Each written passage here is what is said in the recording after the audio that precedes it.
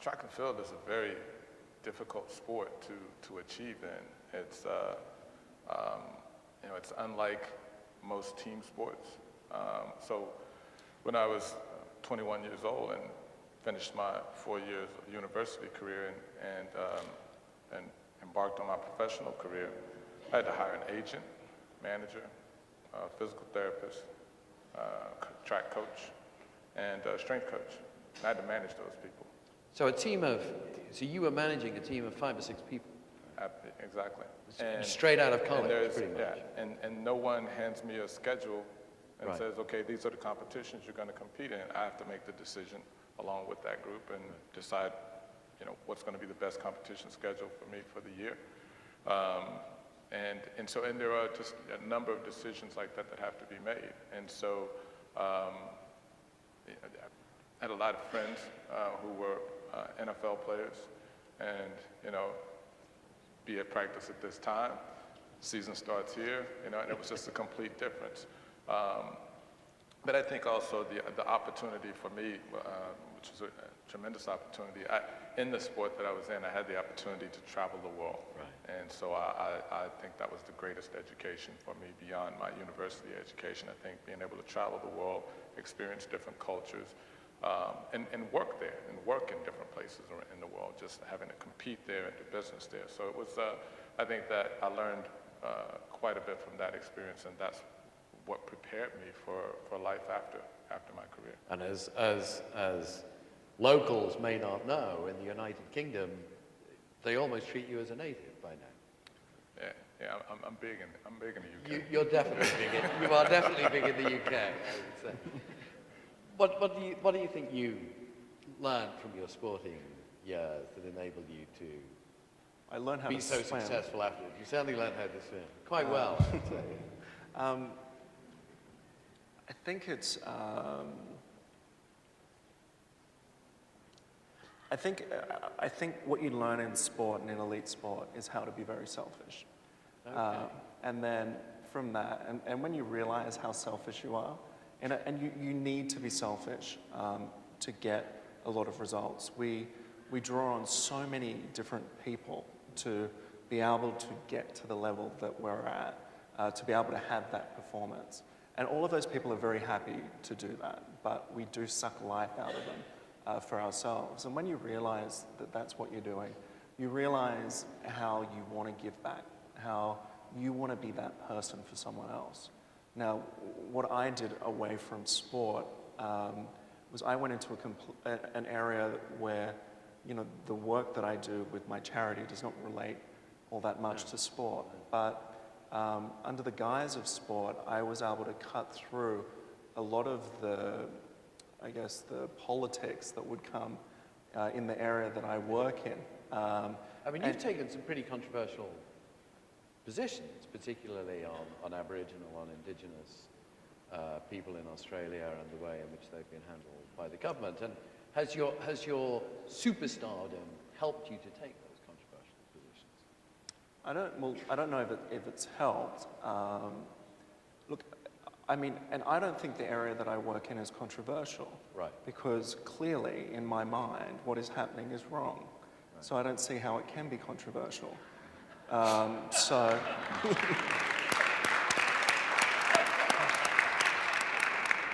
But, it is because, when it started, it was because I was an athlete. I was paid the respect to be able to go into areas that are usually closed off, that other people would not be welcome into. But, one of the saddest things in being a high-profile person, an athlete, that I found out after my first visit to a remote Indigenous community was that they usually don't tell the kids when someone's coming. And it's because most of the time people will say that they will and they don't get on the plane. And the kids have been let down too many times. So, there's a responsibility that comes with that.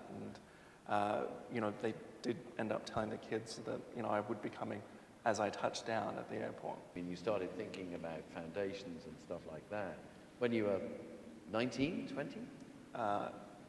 17, 18. Talk to me about that. Talk to me about that Because he process. was a multiple gold medalist at He was 17. he was a Australians are precocious. I think we all know that. But I mean, walk me through that thought process when you were truly a precocious teenager and thinking sort of what came next. I'm precocious now, not when I was a teenager, so I'll correct you with that one. But look, I'd been doing charity work since I was probably 14. And I'd realized the need in this area. And also, you know, what kind of strength and power, you know, having someone with a profile lended to, you know, what were excellent causes. But at the same time, I realized that my value was quite limited. I was doing a little bit for a number of different organizations and really wasn't delivering the results that I wanted to see. So that became the foundation for starting my own charity.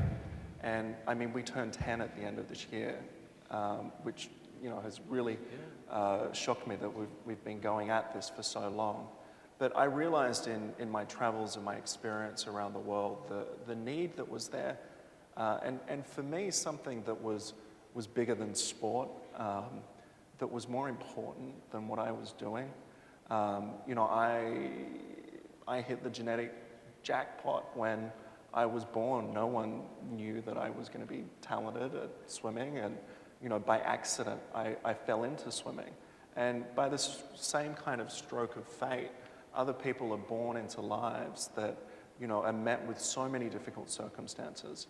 And, you know, in the position that I'm in, I have the drive and the determination and the desire to assist these people. Right.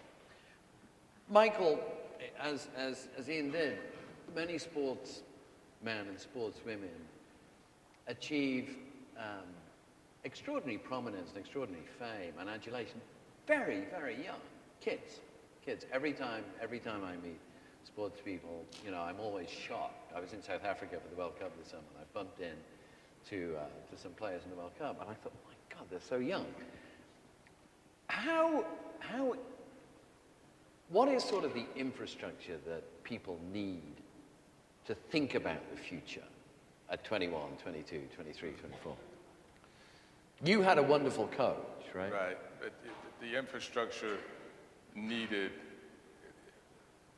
it has to be incredible, because it's so easy for a 21-year-old to get caught up just in the moment, right, and not think about the fact that, you know, 10 years from now, when you're 31, you'll be retired from this life and you will have a lot of living left to do. Right. It's very difficult to get a 21-year-old to think in that way, because everything is so unbelievably fantastic for him at 21 years old.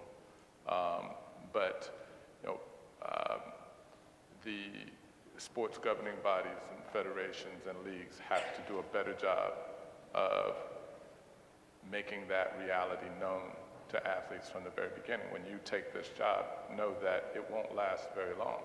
And you know, and I think it's two things. One is the athlete has to understand that, yeah, you will retire at a very early age, and you have to start thinking now about, you know, finding other interests and what you're passionate about. What will you want to do after this is over? But I think the other thing, and one of the more important ones, is to try to help athletes to not get so caught up in that being their identity.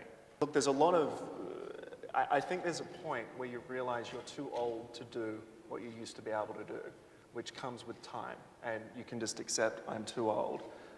There's a period where there's always the what if game going on in your head. What if I did this, I could do that. But the reason why you make the transition and why you decide to change comes from a desire to move on, to do something else with your life. When you want to make something else that was a smaller aspect of your life the majority of your life, it's doing a role reversal from your career into something new. It's not an easy transition. Even if you have the best people around you helping you out to be able to do it, it's still a difficult thing to do. You're replacing what took up most of your life with something else. And there's a gap and there's a period where your body goes through a lot of adjustments to this normal kind of life. But you know, it is possible, and you know, you learn so much in sport that you don't realize.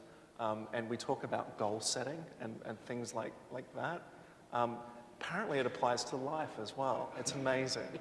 So you know, looking at things like that. Michael. Well, you know, I was extremely fortunate in my career that I was able to do all of the things that I wanted to do. I was very fortunate to achieve all of the goals that I set for myself, and I ran out of goals. So it was time to move on. I knew that I wouldn't be able to go out there with the same effort and motivation every day without those goals. And as I said earlier, at the middle of my career, it became less about competition and more about personal achievement. It's been a pleasure and an honor having you with us today. Cheers. Thanks so much. Thank you. Thank you.